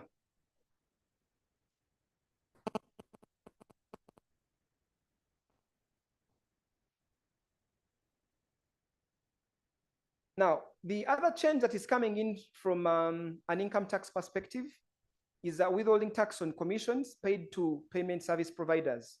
And this proposal is, in essence, we're trying to look at the banking agents. All of us use these agents.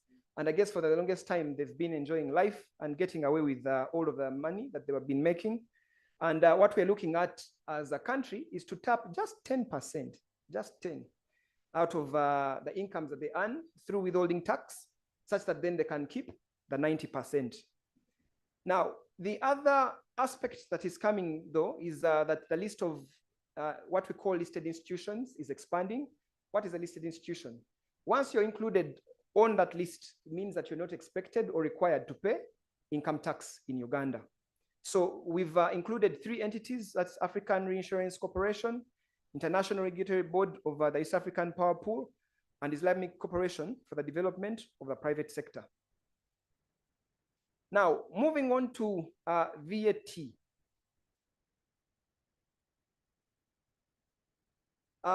Last year, an amendment was made to the effect that once an auction had been made, for example, I am the guy with a hammer.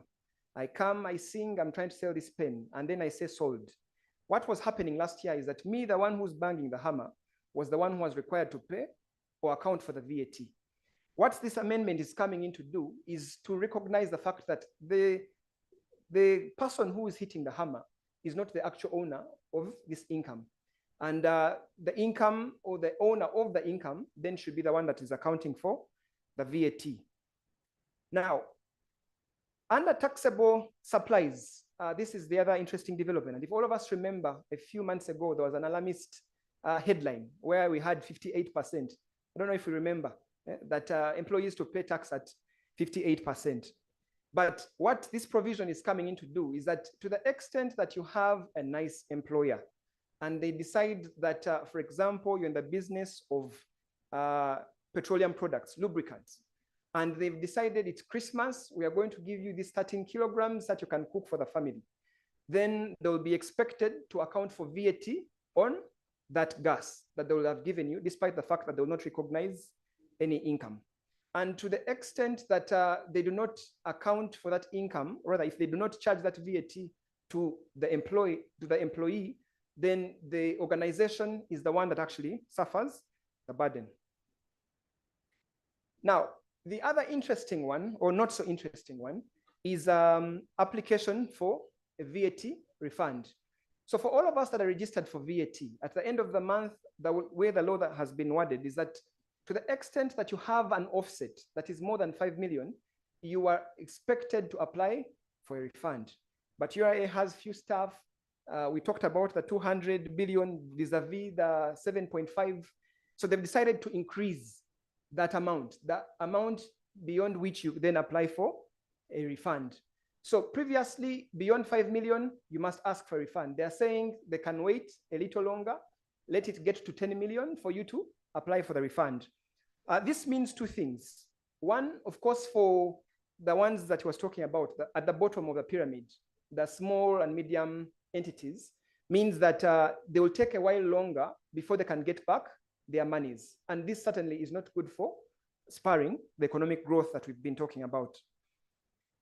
Now, the other aspect that is coming in is the list of public international organizations. Again, these are organizations that are not expected to account for VAT.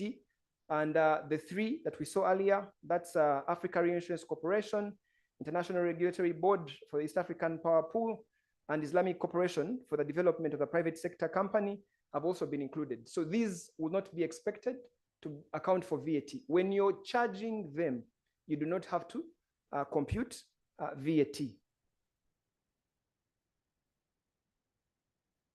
Now, there are goods which were removed from the list of exempt supplies.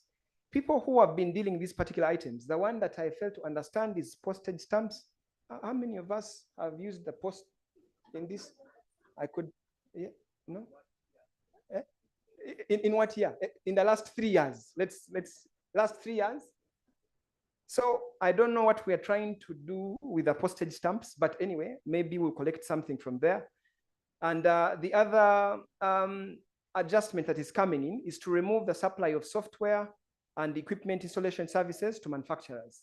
Now, again, that's the part which you find hard to understand. We want to encourage manufacturers. We want more people to go into manufacturing, but some of the incentives that we had for that sector are being removed. Anyway, going forward from 1st of July, if this is assented to by the president, we'll be expected to account for VAT on the supply of software and equipment installation services to manufacturers as well.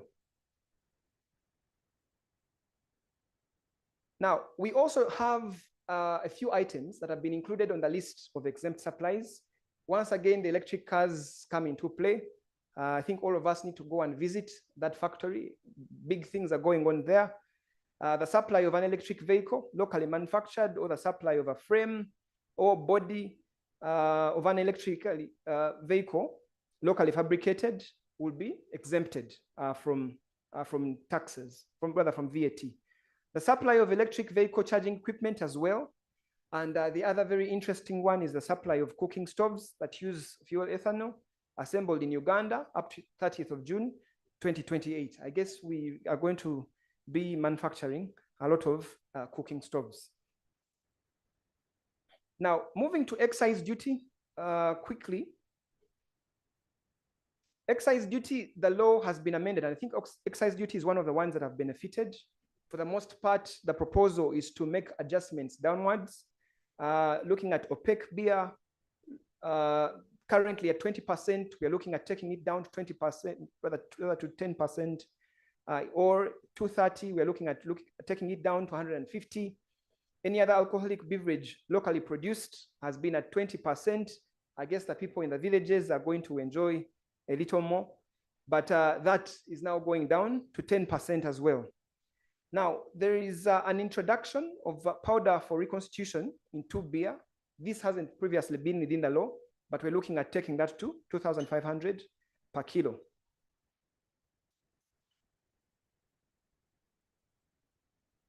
Now, similarly, for undenatured spirits of alcoholic strength, this time round we are going into measuring alcoholic strength.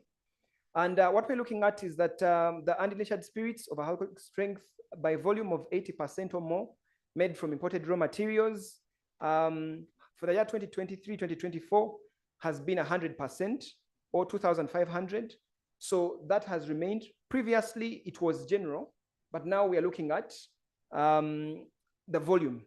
Now, to the extent that the volume is less than the 80%, then what we've been having at 60%, rather 60% or 1,500 is increasing to 80% or 1,700 per liter.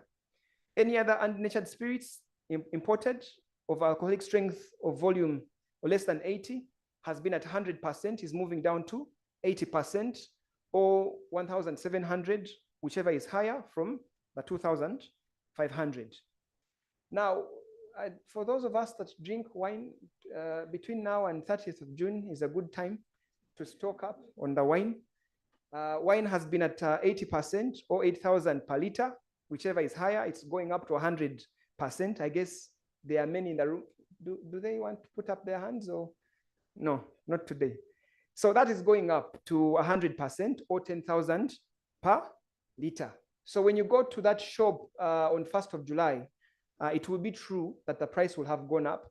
That shop or supermarket attendant is still your friend.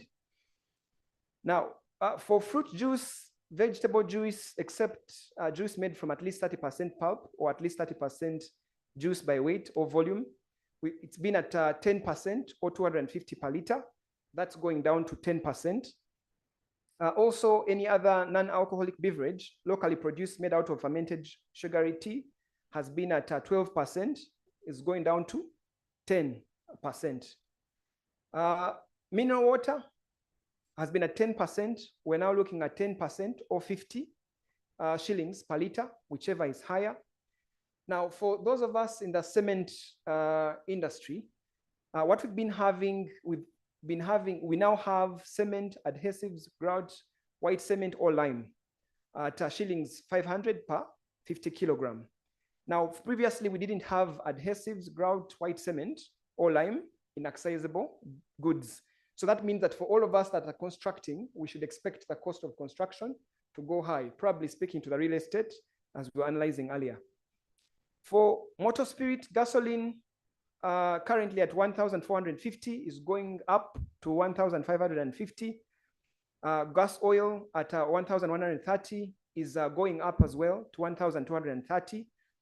And then the other interesting one is that for all of us making calls, it's likely to get a little cheaper. What we've been having before has been that for calls to Kenya, we didn't have excise duty, but we did have it on calls to Burundi and Tanzania. So we're trying to align that with the rest of the East African community, I guess, in the spirit of advancing that relationship.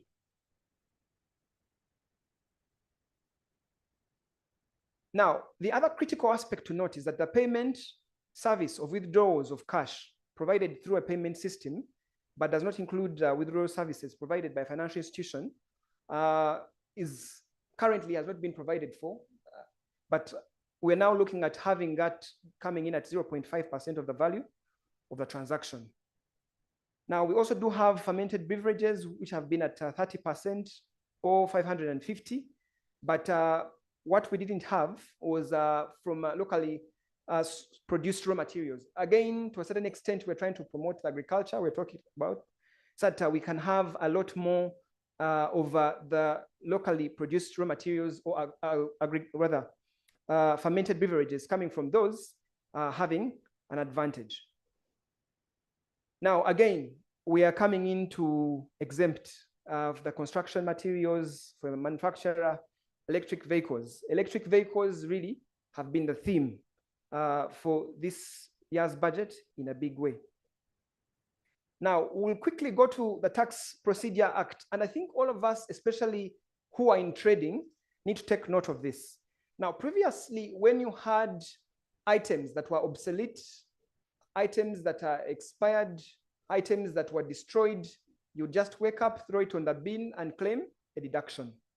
What URA is saying is that to the extent that you have expired stock, obsolete stock, you need to write to them first for them to recognize that expense at the end of the year. And I think this is one of the really critical changes that would come with this year's budget. Now, for those of us that sell tomatoes, I don't know how easy it's going to be, especially if URA has to come and first see them before we can get rid of them. Now, the other interesting development that is coming in is a waiver of interest and penalties outstanding as at 30th of June, 2023. Last year, government gave an amnesty. And what we're saying is that to the extent that you've declared any principal tax, you've declared and paid it by 31st of December, all tax that was due as of 30th of June, 2023, then you'd obtain or you'd get a waiver of penalties and interest. Now, a lot of people said, guys, this law came into force from 1st of July. Between 1st of July and 31st of December is just 6 months. It's not enough time.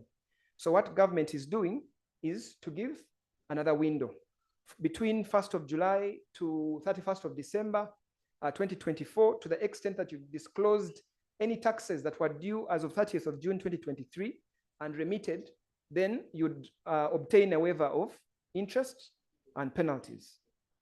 Now, going quickly to stamp duty, the first change that is coming in is instruments in respect to shares acquired by investors in a private equity or venture capital fund. And again, as we're saying, we're looking at waiving, and it's to incentivize income that is coming in through venture capitalists.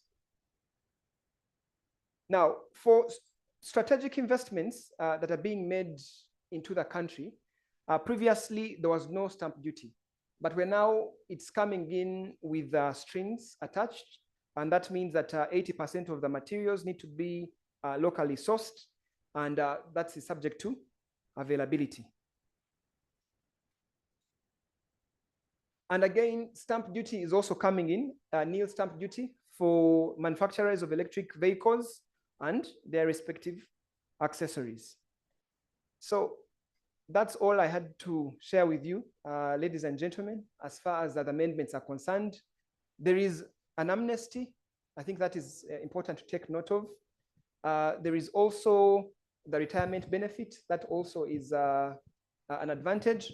But remember, what we said is that the plane is taking off and we need to tighten the seatbelts. Thank you, ladies and gentlemen. Thank you so much, Edgar, for dissecting the tax amendment for us. I would like to invite Benson Mwesigwa. He's an associate director, and he's going to take us through the next session. Ladies and gentlemen, you have been with us. We thank you. We know you're still with us. The next is going to be an interactive panel discussion, and we'll have a chance to ask questions to the panelists. And at the end of that, then we'll have Mr. Edgar Isingoma give us a word which will close our session. So we thank you for being patient, and pray that you'll continue to be patient. Thank you. Edgar, please come back. Please, you were supposed to stay up there. Wow. Yes, as Edgar comes up on the stage, would also like to invite Dr. Fred to come up to the stage, and also our panelist, Mr. Alan Sendiowa. He's a Ugandan enthusiastic, liberalist economist with a passion for development, especially around industrial growth as the heart of economic advancement. He has lived and studied in Europe, Asia, and Africa. His experience in policy making, strategic development, business development, finance and investment, and project management. Currently, he serves as the Director Policy and Advocacy at the Uganda Manufacturers Association. He holds a bachelor's and a master's degree in economics from the University of Freiburg in Germany. Please welcome Director Alan on the stage. Welcome, Alan. I think he needs a stronger round of applause. He's fresh. He's the only one who has not spoken other than Benson. So we are hoping for some additional knowledge from that arena. Benson, over to you. Thank you very much. I think you helped me reach out to Fred Muhumuza, Dr. Fred. He could be answering a call and probably was not aware of how the program is running. Good evening, ladies and gentlemen. I think these guys did it on purpose to cut my time short. So my job is very easy. It's to sit here with this distinguished team of panelists, and we smile to you and take your questions, because we really don't want to keep you here longer. We'll try our best. I see Fred is here, so I'll take the honor to invite you to come back here, because people want to listen more. As Dr. Fred Mumza comes here, Alan, I think these gentlemen have spoken a lot. There's quite a lot to unpack. So I'll give you 2 minutes. Just give us your perspective. Then I'll give you one question, and then we'll hear from the audience. What is your take on the budget as a representative of the manufacturers? A wonderful good evening, and thank you for inviting us to this dinner in which we exchange issues of economic growth through addressing the budget. It has been an amazing evening. I think I have not spent even a minute in office. I think since morning, we are busy answering questions around the budget. Back to us. I came in a little late, but from the discussion on AI to the discussion of the economy and to the discussion on the taxes, my take is simple. What do we as Ugandans want? It's a tough question for us. And Dr. Fred here started off with economics that really works, explaining to us a few standard issues. But sometimes I think when you're in a developing country, and one in which we are is not just a developing one, but it's among the least developed ones, we forget their fundamentals. Allow me to just point a few issues out, which Dr. Fred may have so eloquently put, but in a version from a simple Ugandan. you are the 25th poorest country on earth, GDP per capita. You need to let that one sink in. Despite the fancy cars we drive, the buildings in which we sit, if you take our GDP per capita, you are number 25 from below. The only reason why you don't see that is because everyone who is on that list below you surrounds you. So if you look at yourself, you're the 25th poorest. The Tanzanians are the 26th poorest. The Rwandese are the 24th poorest. The Burundians are the 3rd poorest. The Congolese are the last poorest. The South Sudanese are the 22nd poorest. You are all pygmies. And you're all trying to find out which pygmy is taller. And now, from that perspective alone, you begin to realize that actually we can try and smile for the good that we have done. But the question that we keep asking ourselves is our good good enough? Growth rate 6%. I always want to add another perspective. Your economy is growing at 6%, but your population is growing at 3.2%. What is the real growth? For those of you who are economists and quick calculators, you'll quickly understand that actually your real growth is only approximately 3%. All 2-point-something%. You compare that with a developed country like one of my favorite countries called Germany. Their growth is 2.3% and their population is growing at 0.1. What is the real growth? When are you going to catch up? And so when you come back to the budget, and that is where Dr. Fred took us through a few jargons here and there. Are you really sweet? Or are you trying to get off the runway?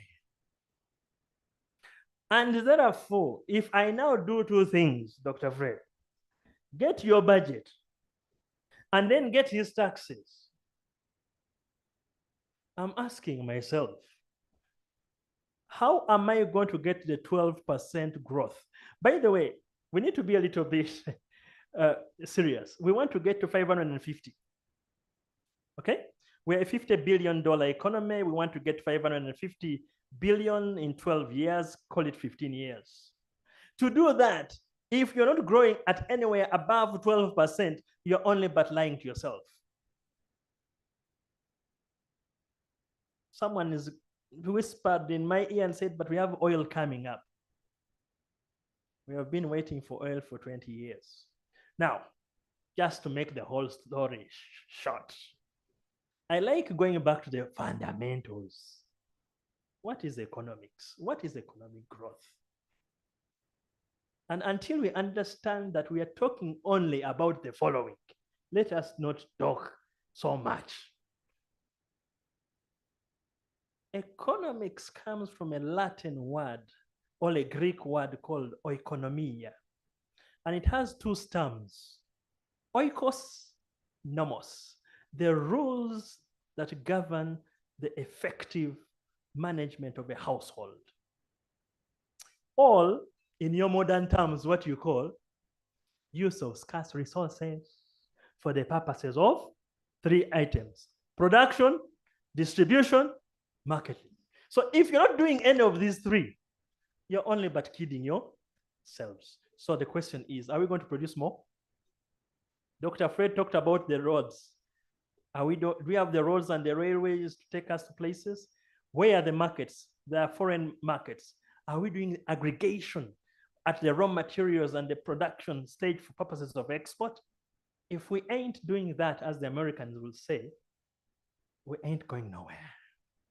So, Benson, 6% economic growth, and now we have a challenge. Dr. Fred did the mathematics and he was wondering, 6% of 184 may not exactly be equal to 202. So what are we talking about? So by and large, looking at the budget, all as a manufacturer I'm trying to look at is where am I going to tell the manufacturers to invest?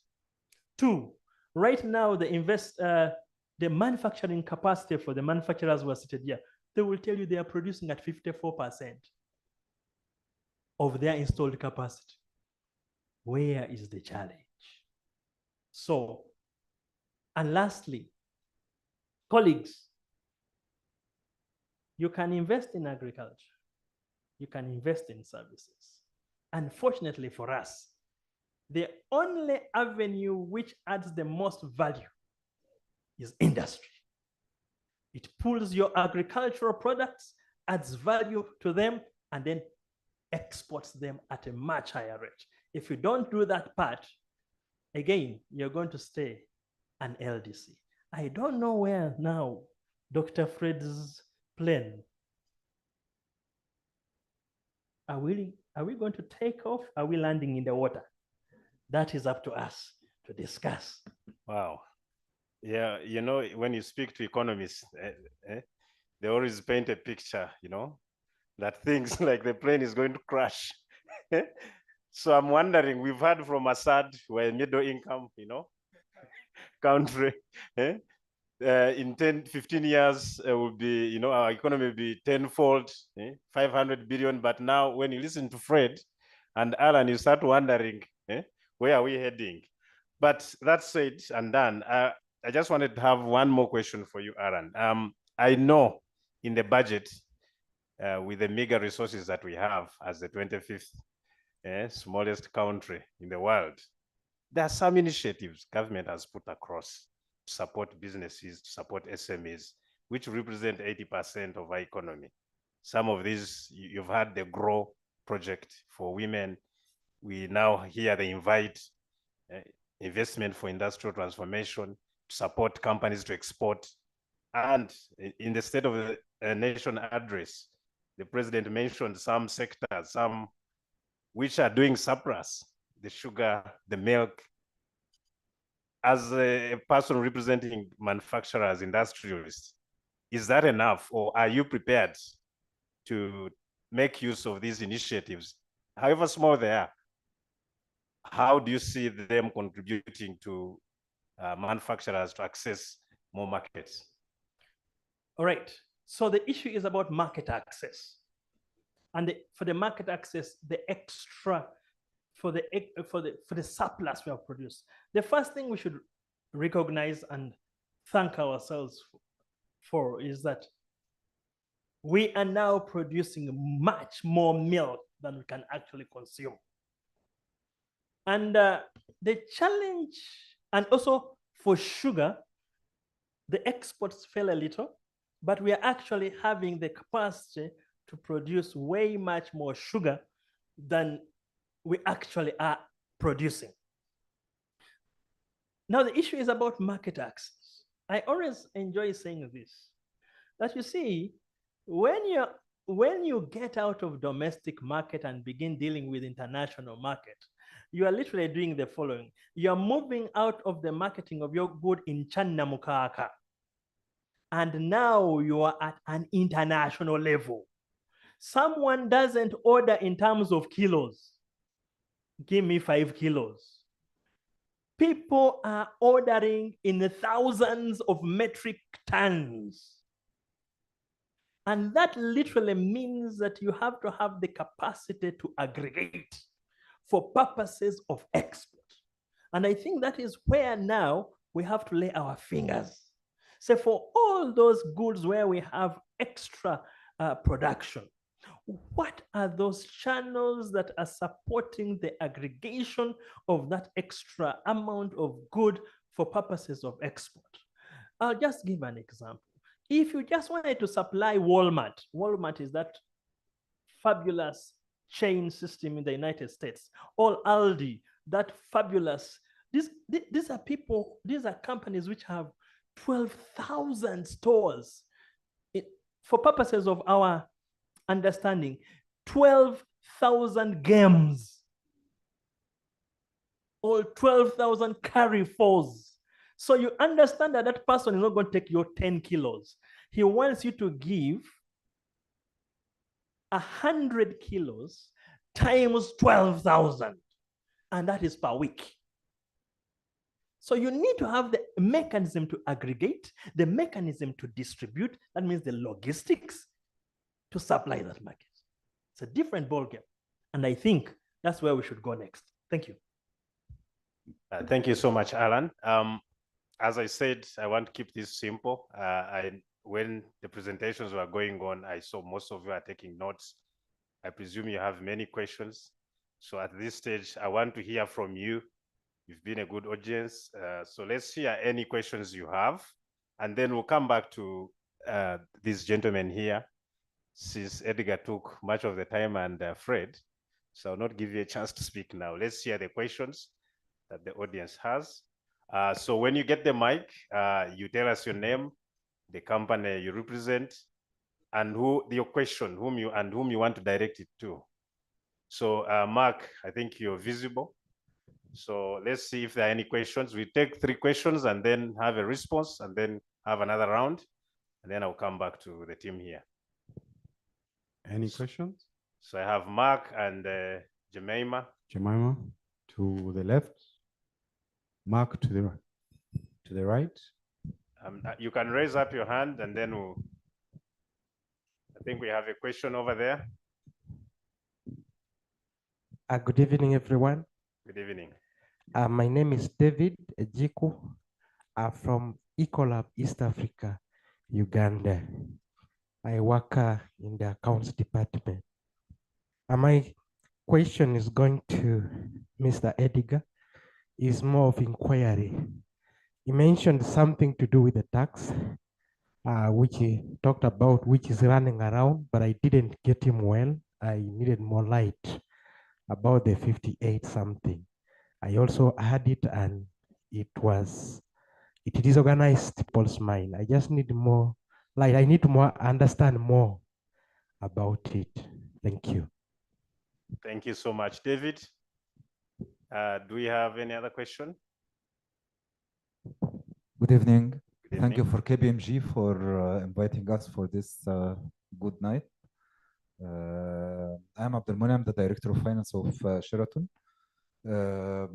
My question is one of the issues we have now, but Edgar just highlighted, it's about the foreign services or imported services like KPMG South Africa when they send their people to work here and the income they generate from here.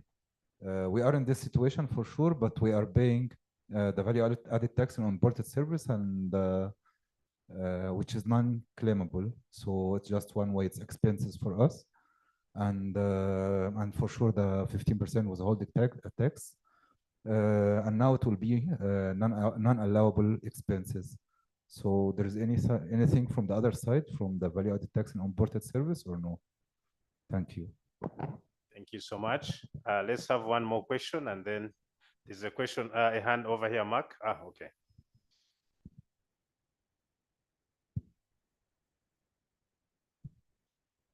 Good evening, ladies and gentlemen. My name is Grace Mkwaya. I come from civil society. I work with an organization called Platform for Labor Action. My question goes to Dr. Muhumuza. Dr. Fred, you talked about, first of all, I would like to thank KPMG for inviting us. But before that, I'll draw to the remarks by Mr. Lukwago Assad, where he proposed for taxation being equal. Then in the presentation to tax across for fairness. However, in the discussion of Dr. Muhumuza, he went ahead to show that if some sectors, if they are taxed, they will actually die out. So which proposals, Dr. Muhumuza, would you give to government to see that especially the informal sector and the indigenous small scale workers and business persons do not die out? Because today when you look at many businesses, even downtowns are closing up. Thank you. Thank you so much. I think it's in order that we start with you, Muhumuza. Benson, maybe the lady next one. Okay. Okay, just to add to what Grace has just presented. Thank you, team. Thank you, the panelists. I think I have 3 questions. The first one is directed to Edgar. One, currently in Uganda, we, in terms of excise duty, we have the highest excise rate in East Africa, yeah? And we are seeing Uganda squeezing more taxes from the manufacturing sector. And actually, I would wish also your neighbor to speak to this. I want to know, what strategies are you laying to tell government that please, it's not the same taxes that are going to contribute to the sector, because we are contributing a lot. And then, yeah, in form of introduction, I'm Zuriat Nakayenga, tax manager for Uganda Breweries. So I'm saying that the manufacturing sector is already contributing a lot, but now we are seeing Uganda already running to the manufacturing sector, squeeze more taxes. So I want to know what we are doing as the manufacturing sector to safeguard against this, and then what Edgar has to say about the fact that Uganda we have the highest rates in terms of excise duty, and we are still increasing and introducing more excise rates still geared towards taxing more of the manufacturing sector, specifically the beverage sector. Then 2, yes, you have introduced VAT on free issues to employees. And I think the government had a role of, now a layman like me, I'm an employee, and I'm thinking, you're introducing 18%, which is taking it to 58%, yeah? So please speak to that if you're introducing 18% on our free issues, our interpretation is that we are now paying 58%. Please clarify. And as employees, the nature of VAT is that as individuals, we're not allowed to claim VAT. And you're introducing VAT on free issues to individuals, and yet we are not allowed to claim VAT. So are you saying that you're designing a system that is just set up to fail us? Because you're charging us VAT, but we are not allowed to claim the VAT, yet VAT is designed to be claimed. We don't wish to be the final consumers otherwise, but it's the setup of the system. Then lastly, this is to Doctor. Last year I was here and you read to us the theme of 2023. It is just basically the same as the theme for 2024. Okay, and I've not seen you being so disappointed, because I don't know, what have we done of what we promised Ugandans to do? I was here before I blink. We are in 2024 and it's the same thing. What have we done? What do we have to show that we have done what you promised us as the government? And today you're presenting the same theme and you're promising us heaven and earth. And you're not showing us any strategies, any new strategies. The same. What are you doing as the economists to represent us? Yeah, you can't keep telling us that this is a theme and we're not seeing any improvement. Okay, so yeah, that is it basically. Thank you so much. Thank you so much, Juliet. Dr. Fred, I think being an advisor to Minister of Finance, now by default, you're part of government. So please take on the questions.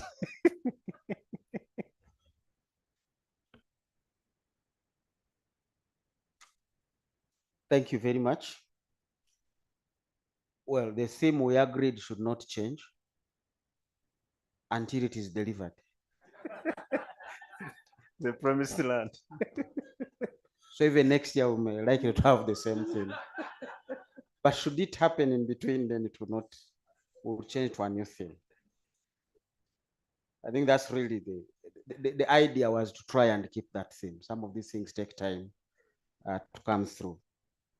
And I think the issue of breweries, and I always chat with your people, pay a lot of tax. Who actually pays the tax? It is the fellows who are here. So it's not going to be Uganda breweries, but for Uganda breweries to sell more, if we keep adding costs, then even these ones will begin to drink 1 or 2 bottles instead of 3.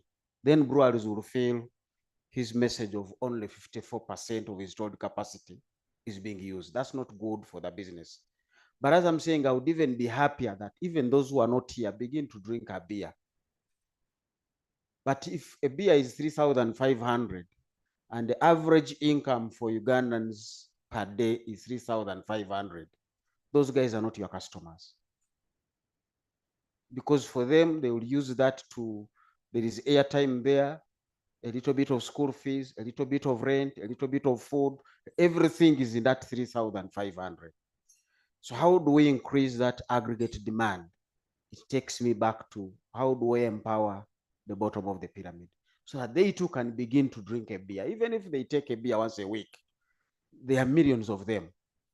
You boss told us the households are now how many? 11 million? So even if each household drank 2 bottles of beer a week, you would feel it. And gladly the taxman would feel it as well. So we need to look at the economy a little bit more holistically, and that is not yet coming through from the policies I am seeing. So the theme may actually come back even next year. But let me end with Alan's statement. If the economy grows at 6, and then your population is growing at 3, so 3% of that growth is literally to the new entrants. You're balancing the boat. Now, accountants have something they call depreciation. So the other remaining 3 is actually going to be depreciation. But because economies have not been accommodating for depreciation, that's why you are seeing our roads are deteriorating and we don't have money to replenish them. If we had followed the right accounting, we would have known that this road has a lifespan of 15 years. And we keep deducting and providing for depreciation allowance. Now we would have money to put them back. So when are accountants going to teach the economists how to use accounts to manage things? And I'm looking at that message there, making every step sustainable. It looks like our steps are not sustainable. Thank you very much, Doctor. Let me come back to my neighbor here. There was a lot of outcry with the 58%. I think I will join that cause. And as you answer that, we've heard, from Dr. Fred, I think, that URA was not able to collect the domestic revenues. Out of the 29, they were only able to collect 27 point something. This year, the budget, as we've heard, is 72 trillion. We've had traders crying about IFRIS. Some of us are crying about the 58%. Where is the money going to come, as you explain that?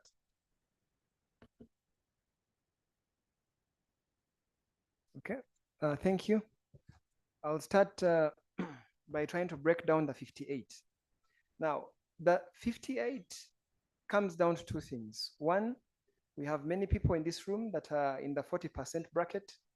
We'll not ask them to put up their hands, but they are happy there. So if the employer starts to charge VAT, and I think Juliet alluded to it, what happens is that you, the employee, the individual, since you're not registered for VAT, means that if government requires the employer that would have given you this item free of charge to compute VAT on that item and charge it to you, in essence, means that they will take from you over and above the 40% tax that is remitted to URA. They will also take from you that 18%. So the fact that you're not registered for VAT is what makes the 18% an additional cost or reduction in your take home, if I may put it.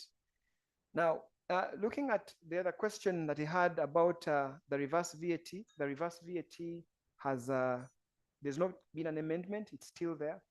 And it's still one of those areas where government collects a significant amount of tax from. It is highly unlikely that it's going to go anywhere anytime soon. But also, if you look at where it started, at the time, because that provision came into force from 1st July 2011.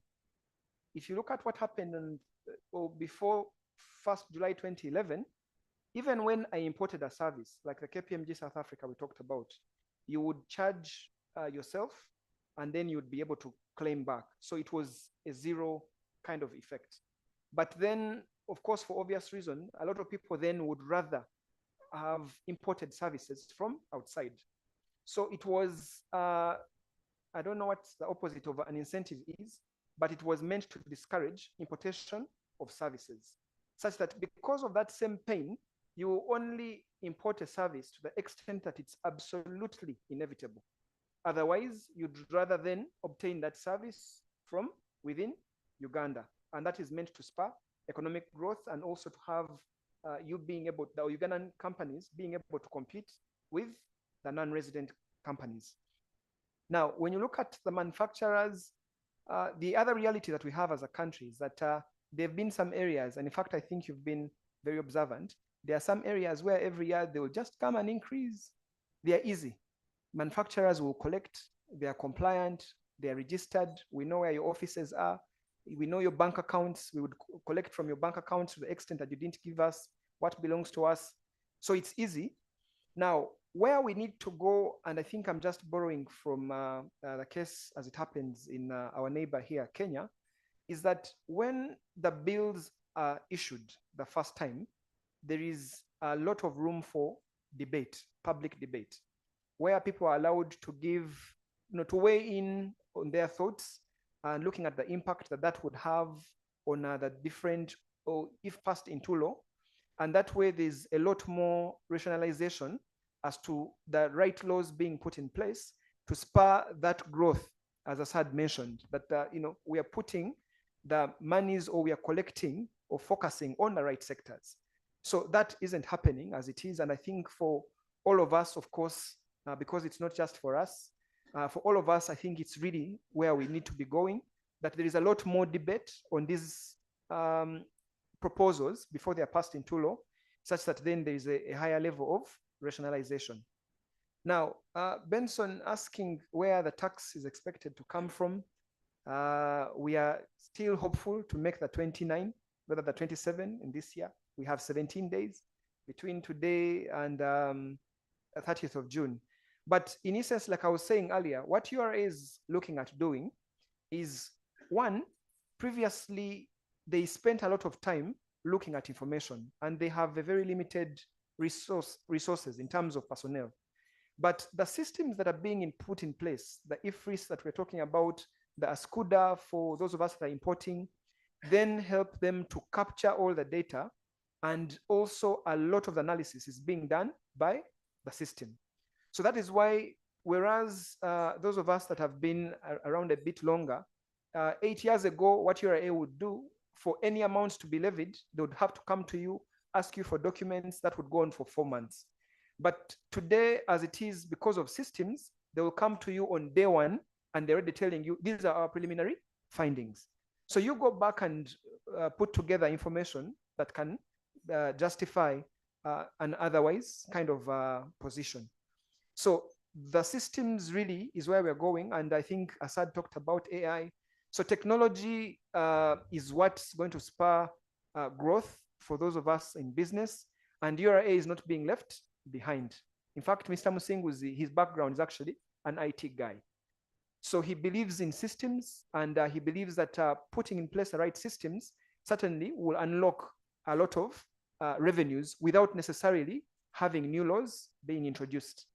Now, the other component that we're trying to do is looking at sectors, the informal sector. Of course, they're trying to widen, to go away from the manufacturers. And I don't know when government was collecting from the, trying to collect from the people downtown, to what extent did you also, support government or enlighten those people downtown that there was nothing that was being done to them that wasn't already being done to you? But in essence, it's to try to get more people onto the grid, the tax grid, and synchronizing information from URSB. You find 5 million companies being registered in Uganda, finding URA having only 1 million with teens. It's also the amendments, like businesses that are organized like yours are being barred from some of the amendments to deal with taxpayers that don't have teens. So the hope is that there will be more people onboarded onto the grid, and to the extent that we have more people contributing to that envelope, then it will make it a little easier for everyone. Thank you so much, Edgar. Alan, I think you had a question. Hope you still remember it. Thank you very much. Yes. And allow me to start with that question. The question was, what strategies are we having in place to help the manufacturers not be the bearers of the tax burden of this country? Allow me to give you some background information so that you know where we began from and where we are going. Now, colleagues, ladies and gentlemen, this is how your economy is structured, okay? 72% of Ugandans are in the agricultural sector, right? Now, that whole lot of people contribute about 24% of your economy, all right? There are only 8,000 manufacturers in the whole entire country, give and take, okay? Together with the water sector, construction, and electricity, they form what we call the industrial sector. Now, those guys contribute another 27% of your economy, just those guys. The rest is contributed by the services sector, okay? Now, this is where the conundrum comes in. The 72% of Ugandans only, no, allow me to start from the service sector so that we get this correct. The services sector contribute about 64% of your taxes. Now, these 8,000 manufacturers plus the people in construction and water actually contribute 30% of the taxes. What is the balance? 1%. So 1 to 2% of the taxes are collected by 72% of your people. So that means the tax burden is falling so heavily on the 8,000 manufacturers. That is why the call began. In the last 10 years, the civil society has done a good job in advocating for civil issues.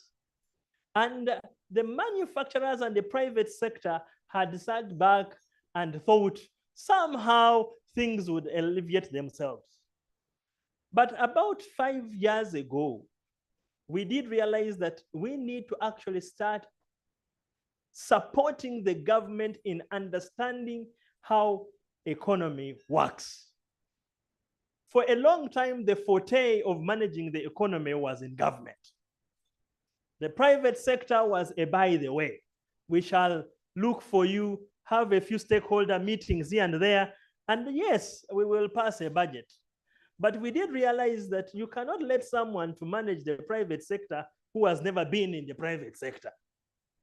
So one of the strategies we have put in place is we are asking the entire private sector, please form yourselves in advocacy groups and try to inform the partners on the other side about issues of the private sector.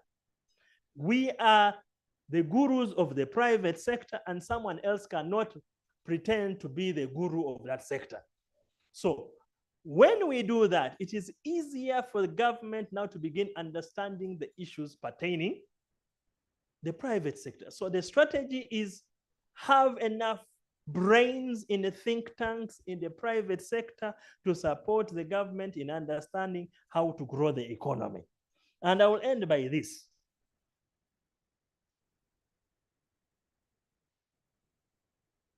For us in the private sector, let me just say this. Did you know that we lose a whole economy every 10 years? just in imports versus exports, what Dr. Fred has shown here. If you aggregate all the figures down for 10 years, you lose your whole economy every 10 years. The only challenge is with the monetary system you have, you will not see that.